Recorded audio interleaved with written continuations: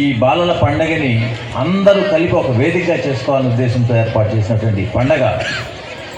ఆ బాలోత్సవ కార్యక్రమాన్ని పిల్లల్లో ఉత్తేజం నింపడానికి చేస్తున్నటువంటి కార్యక్రమానికి మీ అందరి తరఫున వాళ్ళందరికీ ఒక్కసారి నేను కృతజ్ఞతలు తప్పట్లతో ఎవరైతే ఈ కార్యక్రమానికి శ్రీకారం చుట్టారో వారందరికీ కూడా పేరు పేరున కృతజ్ఞతలు చేస్తూ ఇలాంటి కార్యక్రమం ఈ పెద్ద సంస్థ అధినేత డాక్టర్ పర్చూరి శ్రీనివాసరావు గారికి ముందుకు ధన్యవాదాలు తెలియజేయాలా.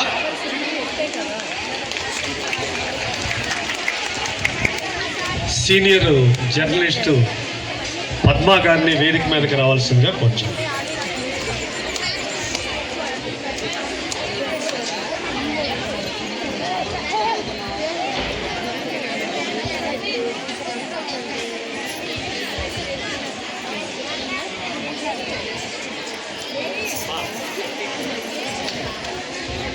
తర్వాత మన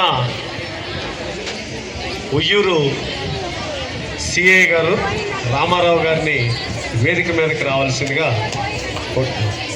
సాదరంగా ఆహ్వానిస్తున్నాం.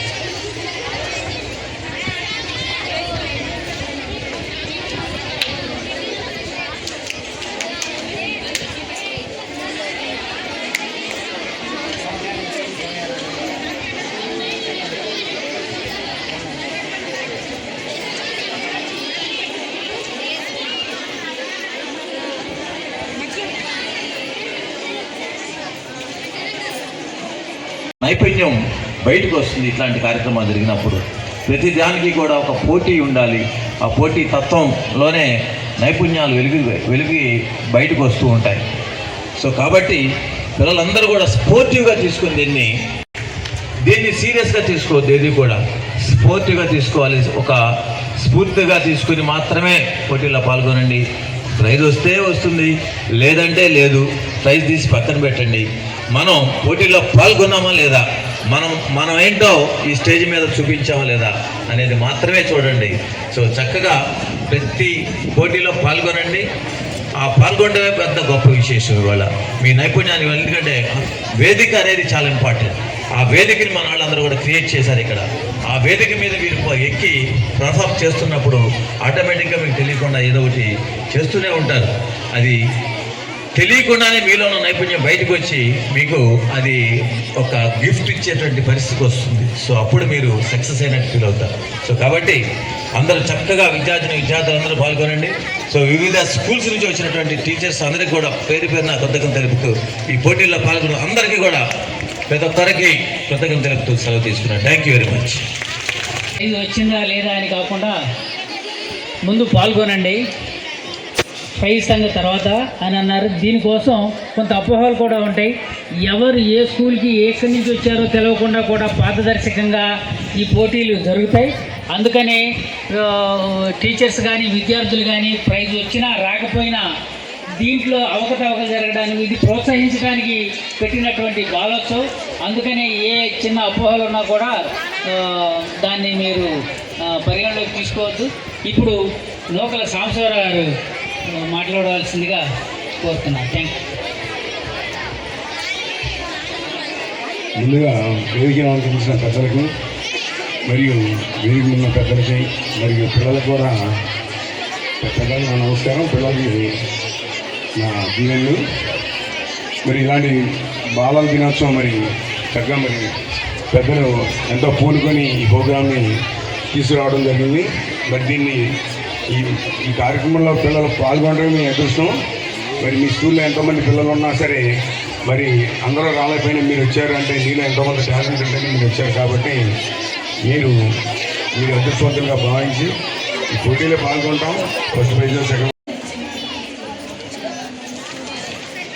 లెజిస్లేటివ్ కౌన్సిల్ సభ్యులుగా సుదీర్ఘమైనటువంటి అనుభవం ఘటించినటువంటి మన నాయకులు బొడ్డు నాగేశ్వరరావు గారికి కృతజ్ఞతాభివందనాలు. ప్రముఖ ఇండస్ట్రియలిస్ట్ నూకల సాంబశివరావు గారికి, మరి శాంతి భద్రతల నిర్వహణలో మన డివిజన్కి అధినేతగా ఉన్నటువంటి సిఐ గారికి, వారి పేరు రామారావు గారికి మనందరి తరఫున ఆహ్వానం పలుకుతున్నాం, ధన్యవాదాలు తెలియజేస్తున్నాం. వేదికను అలంకరించిన ఇతర పెద్దలందరికీ కూడా నూతన సంవత్సర శుభాకాంక్షలు. ఈ కార్యక్రమానికి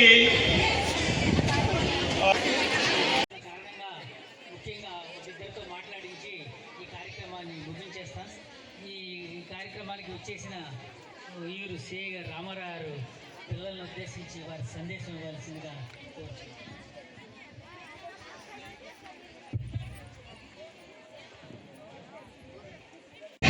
1960 ఒలింపిక్స్ లో 400 మీటర్స్ లో 4th ప్లేస్ వచ్చింది.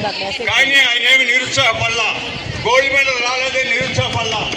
వాళ్ళందరినీ ప్రముఖుల్ని యొక్క ఆలోచన శక్తిని నెలకొల్పాలంటే దానికి ఈ బాల్య దశ నుండే మీరు సంసిద్ధులైనట్లయితే అటు మానసికంగా శారీరకంగా దృఢత్వాన్ని సంపాదించుకుని ఈ రెండింటి మధ్య సమన్వయాన్ని సంపాదించుకుని మీలో అవగాహన పెరిగి ఎక్స్ప్రెషన్ టాలెంట్ పెంపొందించుకున్నట్లయితే మీ వాక్శుద్ధితో మీ వ్యక్తిత్వంతో భవిష్యత్తులో ఎదురు చూస్తున్నటువంటి సమాజంలో మీ తగిన మూలంగా మీ వ్యక్తిత్వం వికాసం చెందుతుంది. స్కిల్స్ అన్నీ కూడా పెంచుకుంటే ఇందాక పెద్దలు చెప్పినట్టుగా పోటీ ప్రపంచంలో రాబోయే కాలంలో పెరిగి ఇంకా పోటీని తట్టుకొని మనం జీవితంలో స్థిరపడటానికి అవకాశం ఉంటుంది. ఎప్పుడు కూడా ఆ విషయాలు గుర్తుపెట్టుకోవాలి. ఇప్పుడు మీ అందరి తల్లిదండ్రులు కూడా ఎంతో కష్టపడుతూ ఉంటారు మిమ్మల్ని చదివించడానికి. ఆ కష్టం, వాళ్ళు పడే కష్టం మీరు పడకూడదని వాళ్ళ రోజు కూడా మీకోసం కష్టపడి సంపాదించి మిమ్మల్ని చదివిస్తున్నారు. ఆ విషయం గుర్తుపెట్టుకోవాలి.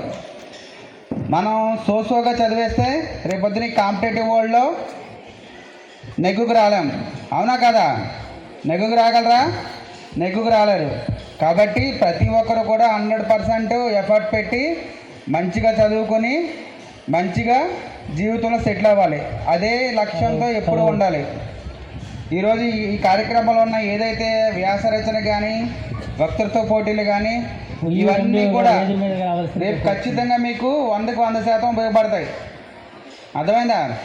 మనం ఫోన్ పట్టుకుంటే ఎంతసేపు రీల్స్ చూస్తానో, ఇన్స్టాగ్రామ్లో చాటింగ్ చేస్తానో, లేదా గేమ్స్ ఆడుతూనో ఇవన్నీ స్పెండ్ చేస్తూ ఉంటాం. అది ఎందుకు ఉపయోగపడదు అనమాట. అది మనకి ఎందుకు మన జీవితాన్ని పతనం వైపు తీసుకెళ్ళడం తప్ప మనకి ఉపయోగపడేది ఏమీ ఉండదు దానివల్ల. అర్థమైందా? కానీ మీ వయసులో టీనేజ్లో చిన్నపిల్లగా ఉన్నప్పుడు ఒక ఏజ్ వచ్చే వరకు కూడా చెడు వైపే మనసు లాగుతూ ఉంటుంది.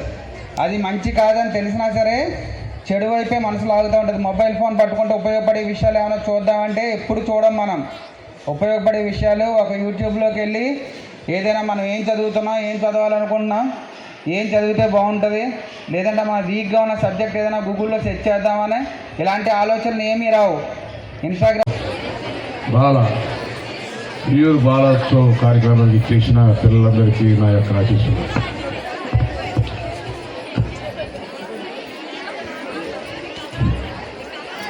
ఈ రోజున పిల్లల కళలను నిజం చేయడానికి, వారిని ప్రోత్సహించడానికి మరియు వారికి సరైన మార్గ నిర్దేశం చేయడానికి మనందరం కలిసి కట్టుగా కృషి చేద్దాం. పిల్లలందరూ ఆనందంగా సురక్షితంగా ఉండాలని కోరుకుంటున్నాను. యాక్చువల్గా ఈ రోజున పిల్లల యొక్క భవిష్యత్తు వస్తుంటే చాలా అగమ్యగోచరంగా ఉంది. వచ్చి మా మండల పరిషత్ ఆఫీసు అంతా అది దూరంగా ఉండటం వల్ల అక్కడ ఆ రోడ్డు మీద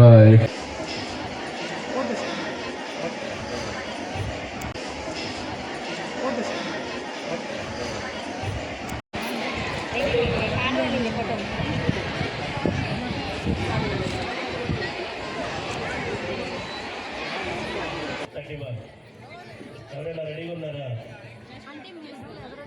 ఈ కోడ్ నెంబర్స్లో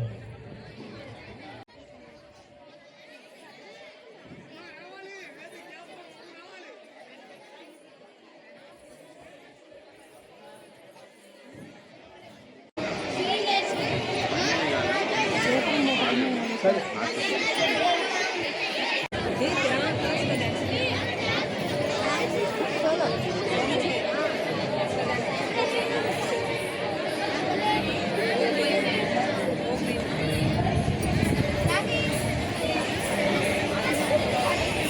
క్లాసికల్ డ్యాన్స్